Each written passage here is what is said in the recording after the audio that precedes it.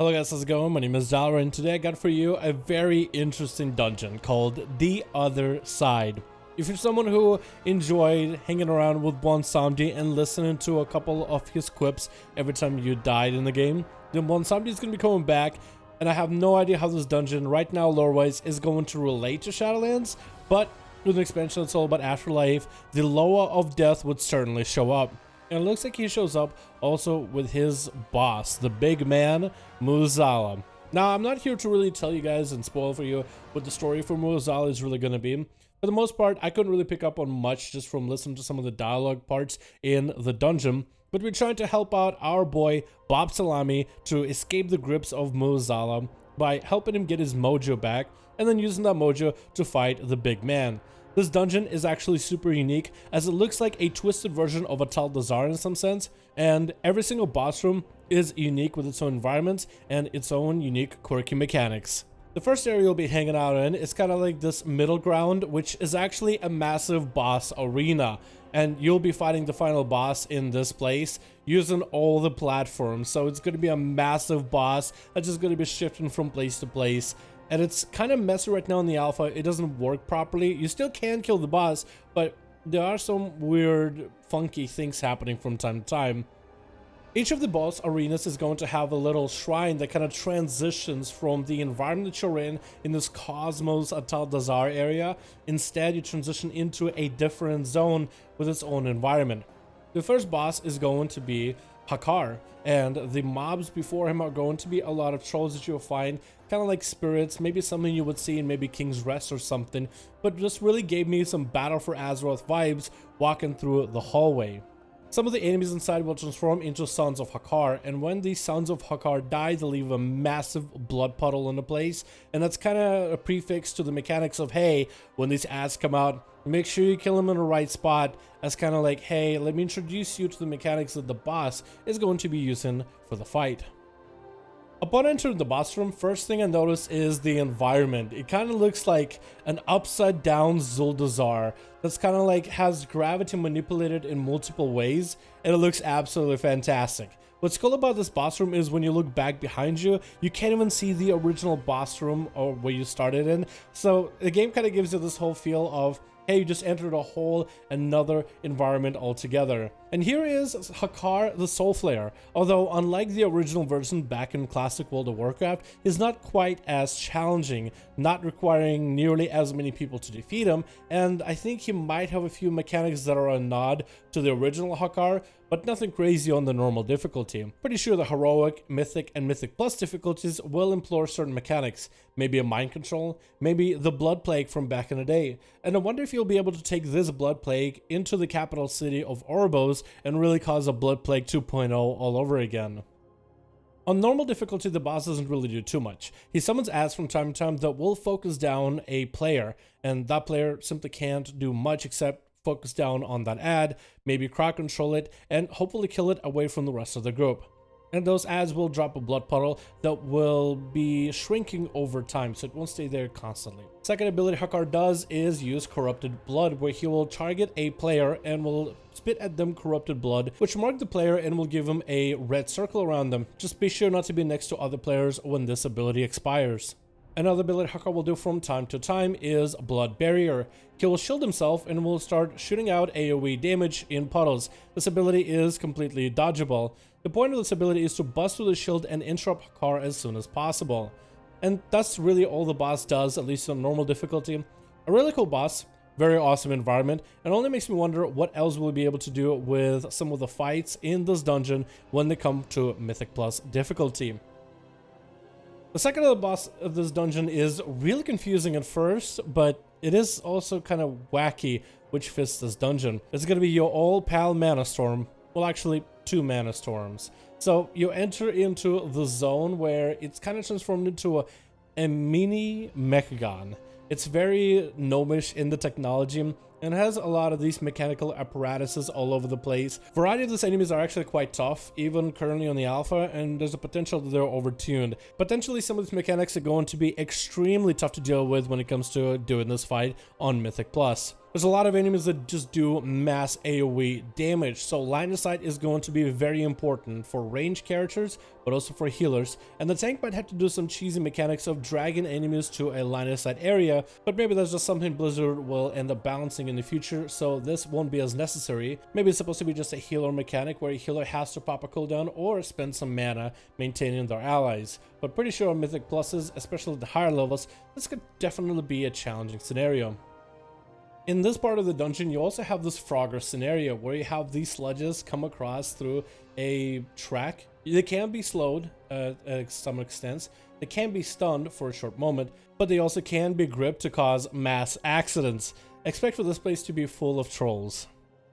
The Mana Storms fight is an interesting one. You'll have Millhouse and you'll have Maleficent. Both of them will have different mechanics depending on who is in the middle of the floor. It's kind of like a council fight, but not really. You get to only fight one of them at a time, and they do split when they reach a certain health threshold. On normal difficulty, they split at 50% health, but at Mythic and Heroic, that number might be different. And depending on who you're fighting, the mechanics are going to be slightly altered. For example, with Millhouse, it's a fairly simple playstyle where, at least on normal, he will cast Frostbolt at the tank, so that should be interrupted whenever possible. But also he'll summon power crystals that will power him. Very similar to Temple Sethrala's third boss, how the third boss will use these pylons that will empower him until he can do more damage. These pylons instead empower you as well if you stand in between of them, but they also do damage to you. So as players, you'll want to cycle through who's getting the pylons, who's not. It is possible to let Millhouse get them for a moment or two, especially if he's interrupted and he's unable to cast Frostbolts, but because the debuff doesn't really last all too long. Then you have Maleficent, who will spawn these bombs with squirrels on them.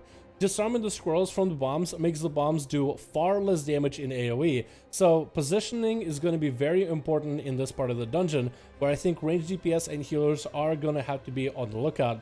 I think tanks are probably just going to sit this boss in a corner to make it super cheesy if possible. Or maybe it'll be like on Mythic Plus difficulty, 3 bombs and you can only disarm one of them, so a healer will have to run around disarming bombs if at all possible.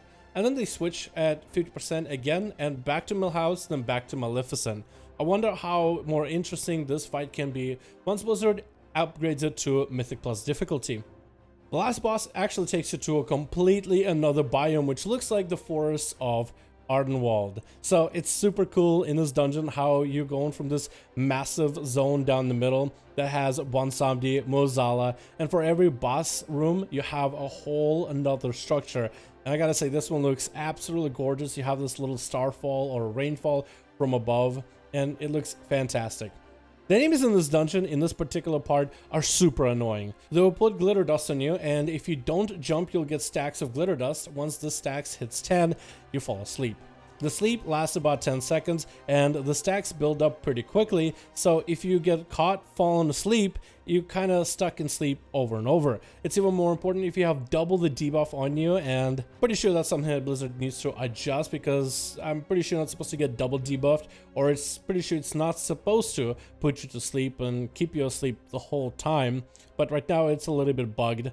But overall, the zone looks insane. It's a very simple sleep mechanic that actually does not transition into the boss. So it's just something annoying for you to deal with, at least at the very beginning of this dungeon. I cannot understate how beautiful this part of the dungeon is. It looks absolutely gorgeous, and it's like a twisted version or a twisted reality of what Ardenwald could be, and it looks absolutely fantastic. And that's something Shadowlands has done a really good job no matter the zone you're in. All these zones look amazing. The third boss of the dungeon at the end of this pretty zone is called Dealer Zayexa. At least I guess that's how their name would be, Zayexa, Dealer Zai. They're what's called a broker. Brokers usually reside in Oribos, but you'll find them in outside of other zones in Shadowlands as well. And they usually are kind of like ethereals, but maybe with a little bit of this goblin mindset for profitability. So that's probably the best way to describe it. The boss itself is kind of interesting, but also familiar. If you ever played Legion and you played through one of the first few bosses of the Karazhan lower dungeon, if you remember the boss where it's 2 witches and gravity wells, then this is exactly the same boss. The boss will use a frontal ability beam. Just make sure you don't stand in the frontal of it. He'll also mark a player with a kind of like a dot that will explode. The further you are from your allies, the less damage it seems to do, and the closer you are, the more damage it does. The more damage that explosion does, it seems to put on more damage over time as well. His biggest ability, the Big Explosion, does force you to go into these gravity wells and be above the boss in order to avoid any danger. But it doesn't seem to one-shot you, at least on normal difficulty, if you do stay on top of the boss. It seems that the more mechanics you hit by, it puts up a pretty strong dot more than anything. The dot never really goes away, or it goes away after a minute, but by the time that you are done with your dot, it's really difficult to dodge all the mechanics, so there's a good chance once you start getting hit, you're going to continuously keep getting hit. And then finally we have the big man himself, Muazala. Now, on normal, the mechanics are not super difficult, but they are quite interesting. The boss does a variety of mechanics, so let's talk about every single important one. First of all, there's going to be a color-coordinated section of this boss.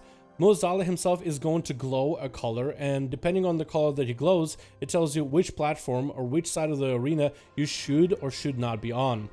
When he glows red, he will fire at the platform from his right arm, so don't be on the left side of the platform. When he glows purple, he'll fire from his left arm, so don't be on the right side of the platform. And when he glows green, back up from the boss, because he'll just do a frontal slam. After doing that for a little bit of time, Bwonsamdi will open a couple gates. Make sure to take those, otherwise you get one shot by the boss. And then the players of the party will be split. Once split, you gotta defeat Shattered Visages of Muazala and activate the totems for Bwonsamdi. Activating all 4 totems is how you defeat the boss, so defeating the boss itself on health doesn't seem to matter nearly as much. Maybe in Mythic Plus difficulty, he'll actually have a health threshold to defeat him down to, but it seems to be just as long as you're able to defeat the images and activate the totems, then you should be able to defeat Muazala. After a moment, Muazala does regenerate himself back from his spiritual form, and he'll grip all of the party members back to the platform that he is on, and then you go back to the same old. Another mechanic this boss seems to do is put a debuff on one of the party members, and it's up to the healer to dispel one of the 2 party members available. Once dispelled, it'll put a purple orb that'll mark a zone. Don't stand in that, otherwise it'll do AoE damage. Outside of this, you want to make sure to dodge Muazala's hands, whether he is red, purple, or blue. Rinse and repeat until all of the totems are disabled and Muazala is defeated. This fight seems to be really hectic on the first glance, and the first time I was trying it, I had no idea what the hell was going on. But after a couple of different encounters, a couple of different times I was able to play through it, I kind of understood the mechanics. It does seem to be a little overtuned in some parts, or at least the fight, if anything, I could say, does feel super hectic, no matter what you're doing, whether you're melee, tank, or ranged DPS. This fight also does have a weird mechanic where when Muazala does go for the big one-shot and you have to take gates to escape, you do get a chance to actually resurrect yourself inside of the boss room, because the boss technically is gone and you're not in combat with anything. Pretty sure that's a bug. I'm pretty sure that's not supposed to happen, unless it is a mechanic that Blizzard is actually wanted to add, since they're using so much of this zone, so much of this room, just for the boss fight. Maybe that's intended, maybe it's not, who knows. We'll just have to wait and see until we know more. But overall, it's a very interesting fight. I thought it's kind of cool that we have this massive boss fight put together in a dungeon. I'm pretty sure it's going to have a lot of lore significance. As always, it's also great to see Bwonsamdi yet again. I know some people are going to be playing Shadowlands and remembering that BFA wasn't the greatest expansion ever, but however, Bwonsamdi was definitely one of the highlights of the whole expansion. Kind of wish we had him around more often in this recent patches. Thank you guys so much for checking out this video. Let me know what you think of The Other Side, and I'll see all of you guys in another video.